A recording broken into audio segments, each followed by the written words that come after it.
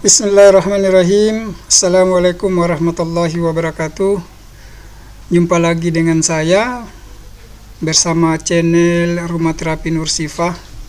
Pada kesempatan kali ini saya akan mencoba untuk memurajaah kembali atau menyampaikan kembali kaitannya dengan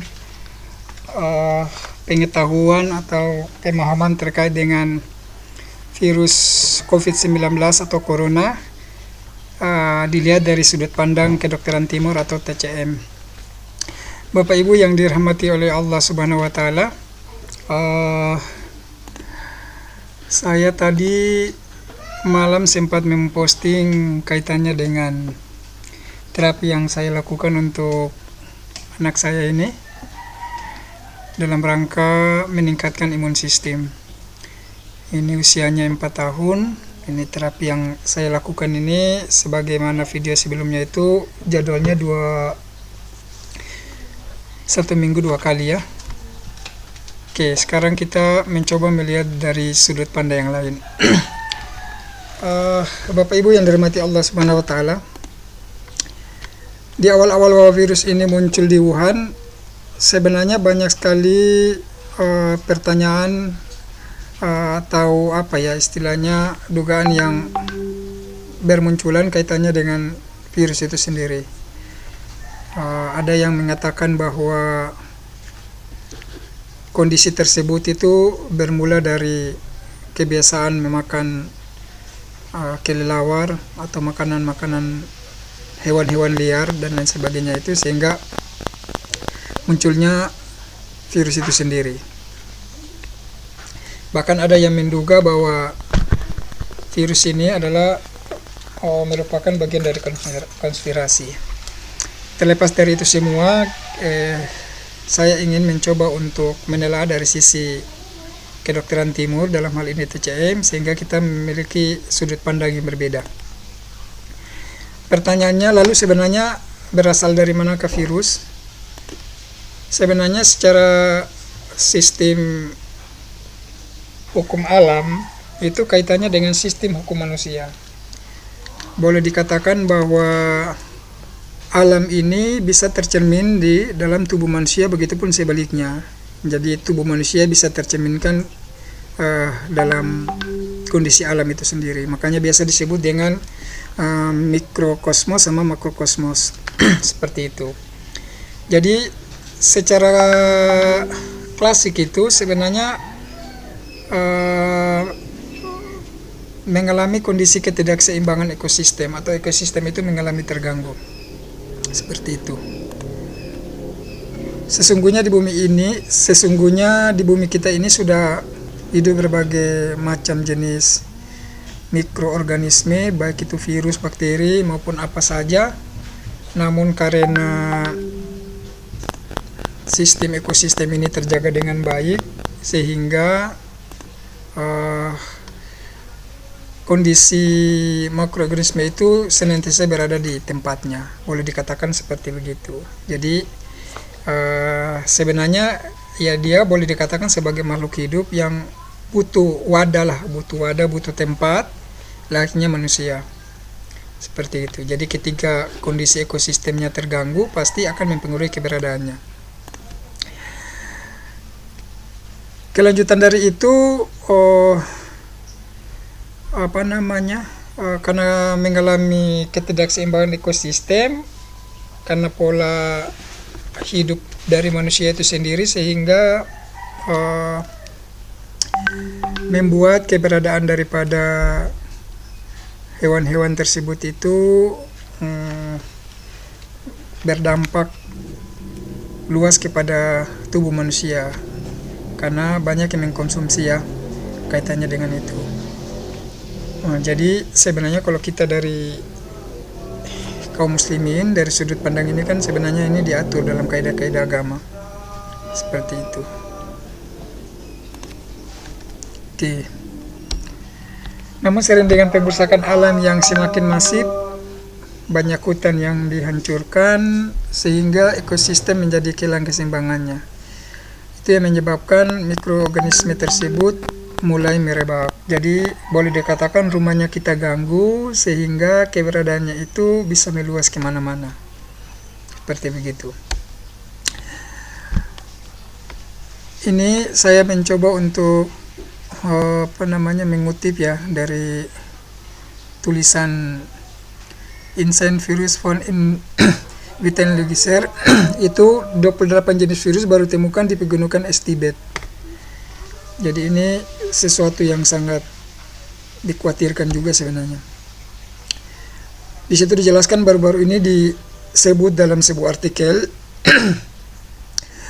para peneliti juga sudah menemukan adanya 15.000 jenis virus kuno yang membeku di pegunungan es Tibet. Tiongkok termasuk diantaranya 20 jenis kelompok virus baru yang terjebak di dalam es.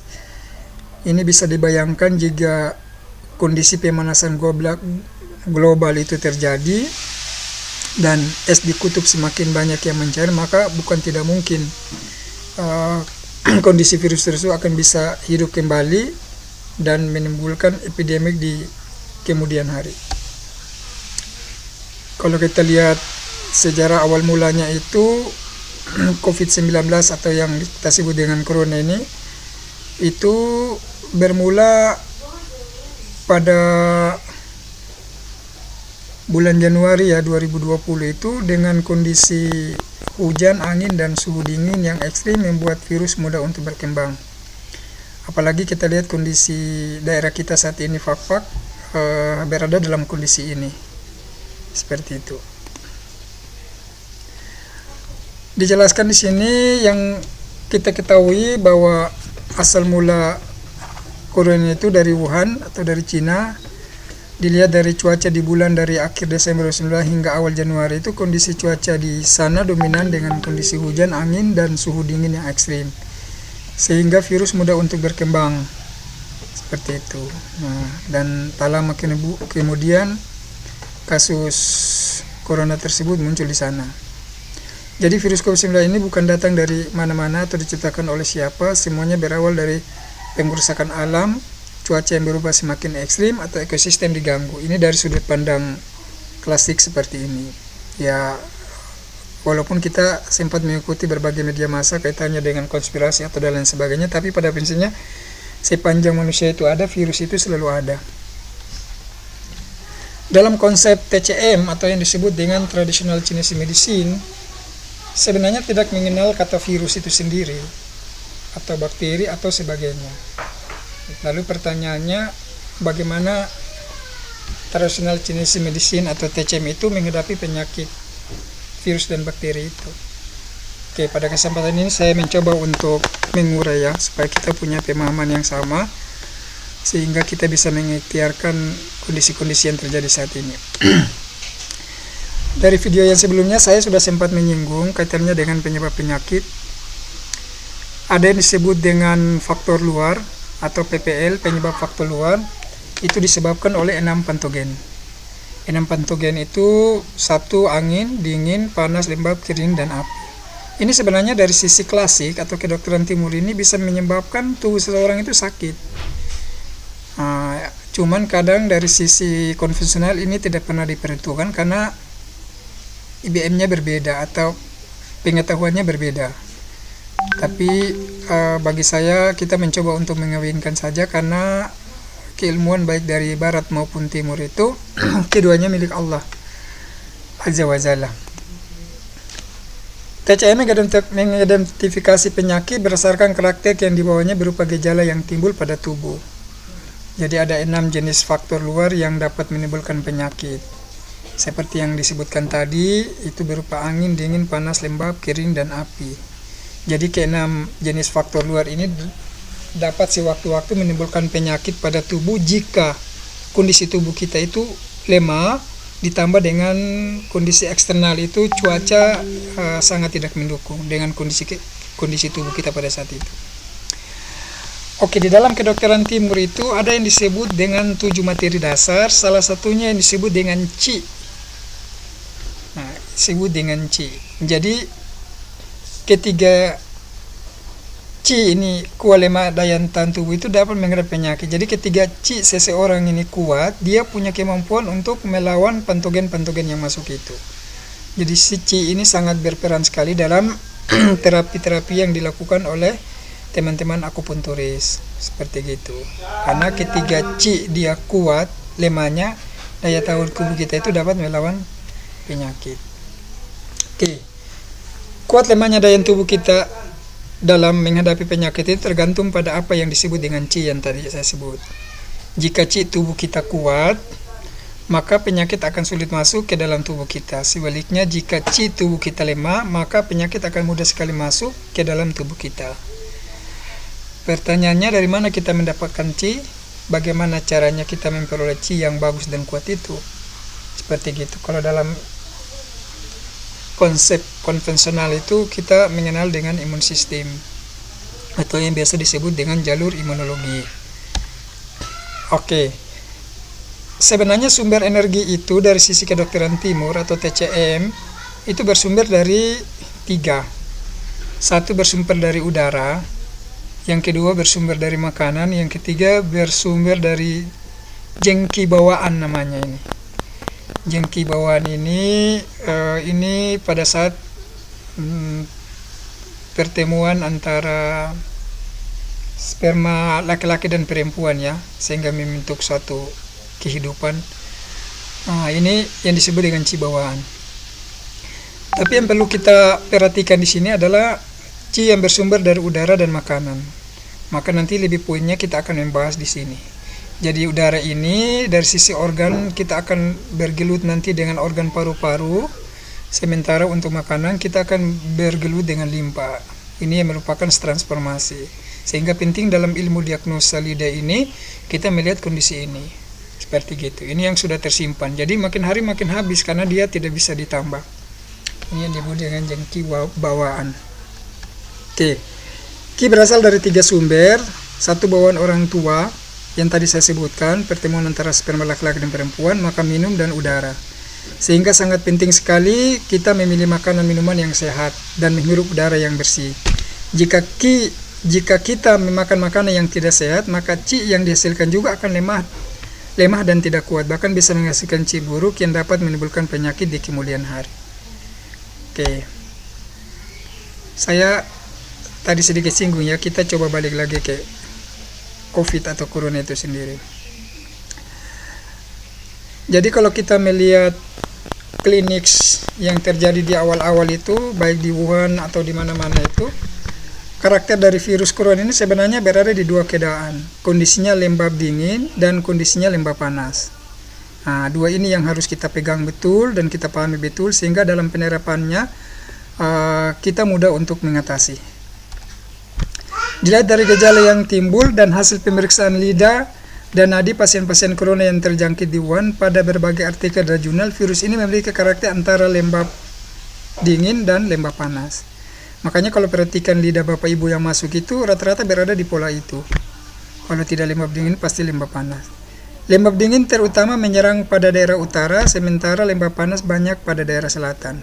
Patogen lembab ini sangat mudah menyerang organ pencernaan, terlebih limpa sama lambung.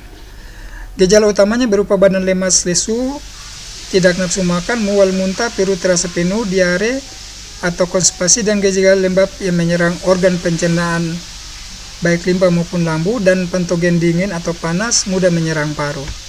Jadi simptom yang lain biasanya penciumannya makin hilang. Pada lidah terlihat lidah terselimuti selaput putih tebal dan agak kotor, tanda patogen lembab yang menumpuk. Jadi kalau lihat lidah yang putih tebal sekali itu patogennya kuat sekali, bahkan itu melemahkan kondisi limpa lambung kita. Seperti itu. Oke. Kondisi Qi kita itu sebenarnya tergantung dari kuat dan tidaknya apa yang disebut dengan organ limpa. Kalau dalam ilmu akupunturnya itu disebut dengan unsur tanah. Makanya dalam ilmu akupuntur dikenal dengan kayu, api, tanah, logam, dan air. Sebenarnya itu simbol saja makrokosmos yang nantinya dibawa ke mikrokosmos atau tubuh manusia. Kayu itu sebagai unsur kayu itu sebagai organ liver, api itu sebagai organ jantung, limpa itu tanah itu sebagai organ limpa, logam itu sebagai organ paru, air itu sebagai organ ginjal. Seperti itu. Jadi tanah atau earth dalam ilmu akupuntur disebut dengan tu. Ini sangat berperan dalam kekuatan tubuh kita ya. Seperti itu. Organ limpa yang dalam teori Using atau teori 5 unsur dalam termasuk dalam elemen tanah yang tadi saya sebutkan. Juga erat kaitannya dengan faktor psikis berupa stres dan banyak pikiran. Sempat kemarin saya singgung, penyebab penyakit tipe 2 itu disebabkan oleh 7 emosi abnormal. Ketika beban berpikirnya terlalu tinggi, maka akan memperlemah kondisi limpa lambung seseorang. Jika hidup kita dipenuhi emosi, stres, dan penuh beban pikir, maka secara tidak langsung menurunkan fungsi organ limpa. Mudah sakit, juga kondisi kita menjadi lemah. Oke, pertanyaannya bagaimana cara mencegahnya? Jadi sebenarnya limpa itu dia paling tidak suka dengan kondisi yang lembab. Seperti itu. Maka prinsipnya ya kita harus hindari. Oke, bagaimana membuat organ limpa kita sehat dan tidak mudah sakit? Sebenarnya ini sangat mudah sekali ketika kita paham tentang ilmunya. Yang pertama, stop makan minum yang dapat menurunkan fungsi pencernaan limpa lambung, yaitu makanan yang bersifat lembab dan dingin seperti es krim, yogurt, jus, soft drink, teh, pisang, segala macam jenis buah, seperti gitu. Berbanyak makanan yang memperkuat fungsi pencernaan limpa lambung seperti ubi, singkong, kentang, jahe, temulawak, kunyit, dan lain-lain.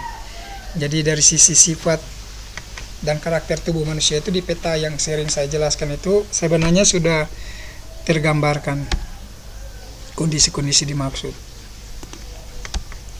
Oke, ini patologis pasien-pasien COVID yang awal-awal terjadi di Wuhan ya. Coba Bapak Ibu perhatikan. Ini kondisinya tingkat kelembapan yang cukup tinggi dengan selaput yang putih.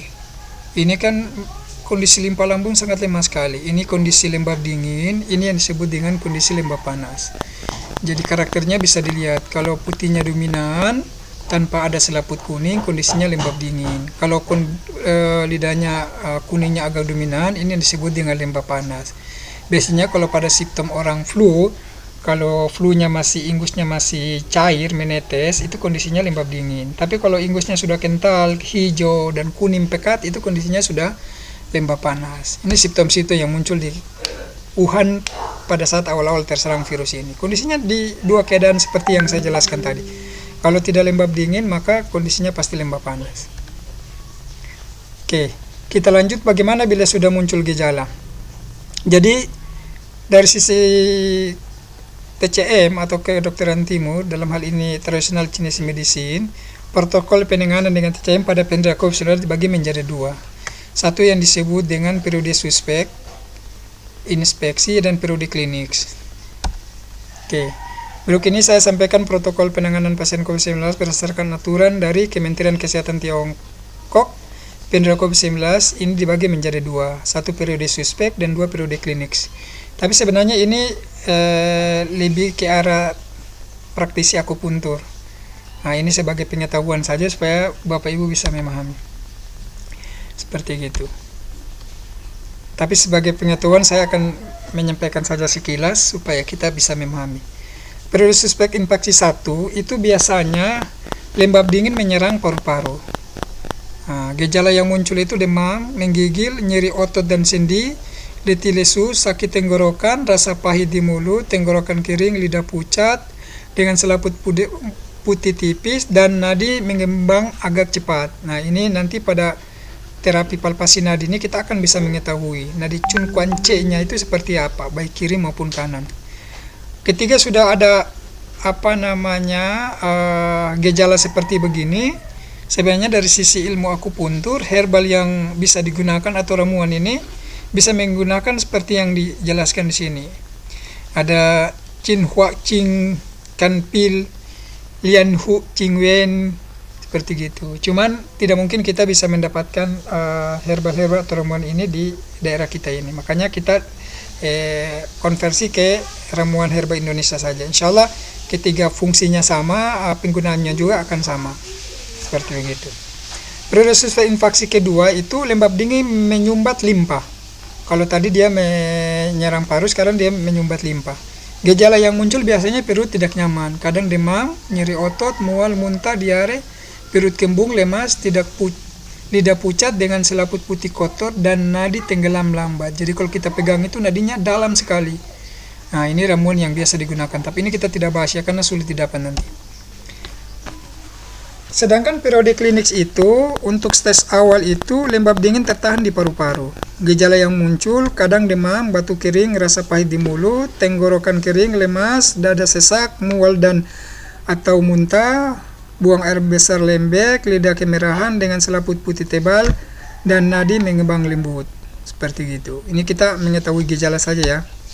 Pada periode klinis 2, stage pertengahan itu boleh dibilang ini racun epideik menyumbat paru. Gejalanya demam tinggi, batuk dengan darah kuning, dada sesak, napas pendek, sesak jika beraktivitas, perut bawah kembung, konstipasi, lidah merah dengan selaput kuning kotor, dan nadi licin cepat. Oke, kita lanjut. Stage kritis, ini sumbatan internal menyebabkan kolaps ya. Gejala kesulitan bernapas. Ini secara konvensional pasti kondisi pasien mengalami hipoksia. Kondisi oksigen dalam tubuh itu menjadi kurang. Napas tercekik atau pernapasan bantuan mungkin dibutuhkan, tidak sadarkan diri, gusar, berkeringat, kaki tangan dingin, lidah ungu hitam dengan selaput tebal atau kering, dan nadi besar mengembang tidak berakar. Oke, ini lebih banyak ke praktisi. Periode klinis keempat itu stage pemulihan.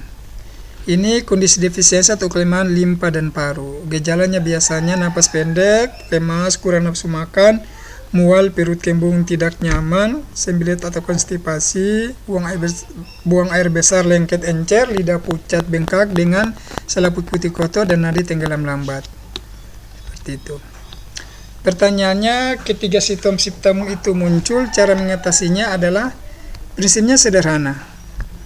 Yang pertama, kita menghalau dingin dan lembab. Makanya dalam kaidah yang selalu saya sampaikan, ketika kondisi tubuh sudah lembab dingin, maka makanan yang bersifat lembab dingin jangan banyak yang masuk. Bahkan kalau bisa dihentikan. Yang berikut mengeliminasi patogen epidemik tadi, seperti simptom-simptom baik dari periode suspek maupun klinis. Yang berikut adalah memperkuat cik limpa dan paru, karena ini sebagai rumahnya energi ya. Tadi kan dijelaskan di awal itu rumah energi bersumber dari 3, udara, dari limpa lambung, sama jengki atau ci bawaan. Oke, menggunakan herbal ramuan untuk menghalau dingin dan lembab, ini agak ini ya, nanti kita masuk saja ke kondisi herbal Indonesia. Jadi ketika kondisi lidah kita lembab dingin, maka herbal yang kita mainkan itu harus sifatnya panas kering. Nanti tergantung simptom yang paling kuat apa, nanti herbal itu yang lebih dominan masuk. Karena itu nanti digunakan sebagai herbal yang bersifat ramuan raja. Oke, ini peringatan ya. Makan makanan yang sehat untuk memperkuat limpa lambung, istirahat yang cukup, tidur sebelum tengah malam, jangan berpikir dan emosi tetap tenang, hindari kepanikan berlebih. Karena ketika orang panik berlebih ini, maka akan memperlemah kondisi imun tubuh kita, seperti begitu. Atau dalam istilah medis biasanya akan timbul dengan istilah psikosomatik. Nah, bagi Bapak Ibu yang imunnya lemah, saran saya hindarilah mengikuti berita-berita atau perkembangan terkait dengan informasi COVID-19 itu sendiri, karena bisa jadi nanti ini akan melemah imun sistem Bapak Ibu. Dikhawatirkan nanti muncul kondisi psikosomatis seperti itu. Jadi yang terpenting sebenarnya ketika ekosistem ini kita menjaga baik, maka organisme-organisme itu senantiasa berada di tempatnya. Ini dari sudut pandang TCM, seperti itu. Penting dari kasus corona ini adalah sudah saatnya kita mulai menjaga alam kita demi masa depan kita semua. Jadi ini secara singkat gambaran kondisi lidah tadi saya sudah jelaskan di bagian depan. Semoga pencerahan atau penyampaian ini bisa membantu Bapak Ibu sekalian. Namun sebelum saya akhiri, saya pernah menulis di FB saya kaitannya dengan herd immunity dan jalur imunologi. Seperti gitu. Sebenarnya nanti tujuan membentuk imun sistem itu bisa melalui dua, ya satu melalui jalur alamiah, yang satu tidak alamiah ya, makanya disebut dengan vaksinasi itu. Jadi dalam rangka membentuk herd immunity itu sebenarnya tubuh punya imun sistem yang biasa disebut dengan NK sel, sel T, sel B, makrofaga, interferon. Ini semua adalah pasukan atau tentara-tentara, biasa saya sebut tentara Allah Azza wa Jalla. Jadi Allah sudah menyiapkan itu semua dalam tubuh kita, yang tujuannya atau dipersiapkan dalam tubuh kita itu untuk melawan virus.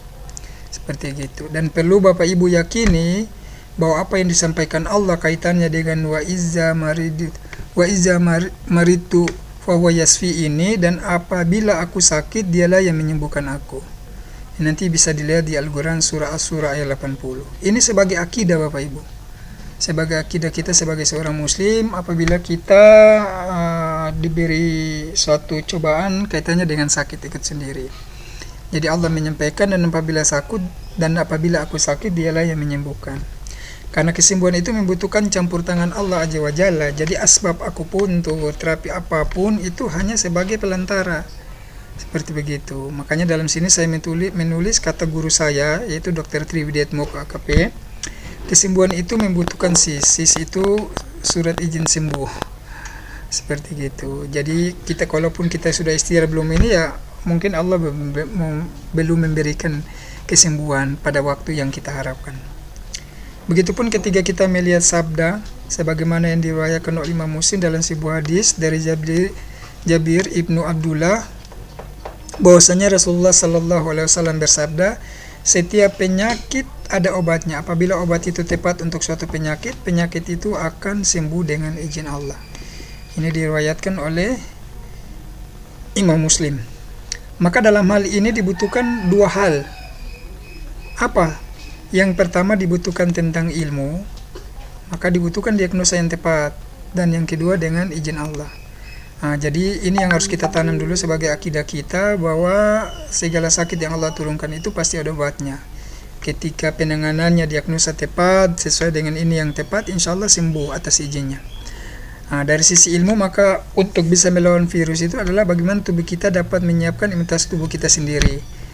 Kalau dalam sisi ilmu imunologi itu kan biasanya saya sebut dengan jalur non spesifik dan jalur spesifik itu sendiri.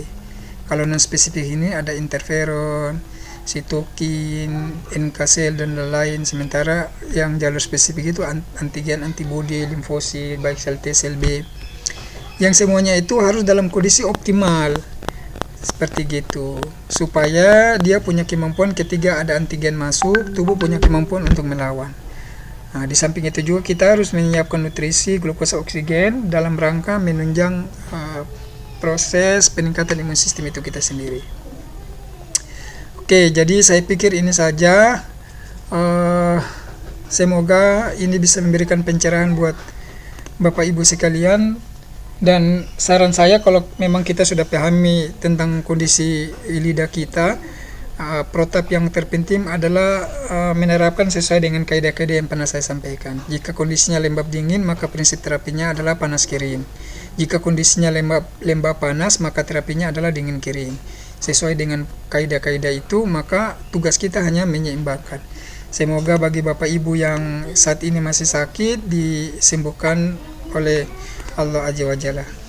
Terima kasih atas perhatian Bapak Ibu sekalian. Insya Allah kita akan lanjut di channel-channel berikutnya.